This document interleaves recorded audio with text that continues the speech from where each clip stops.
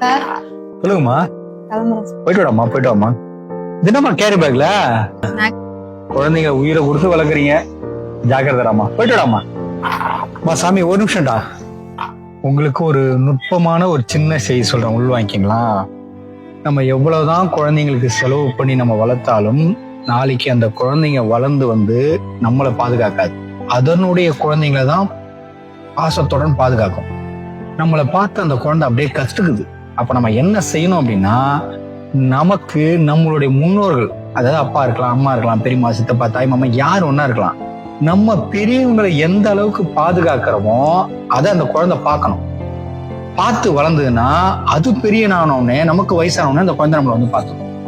இதுதான் உளவியல் சொல்லுது.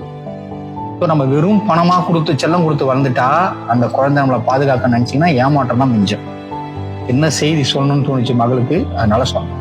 ஜாகிரதை போயிட்டு விடாமா. பாய்.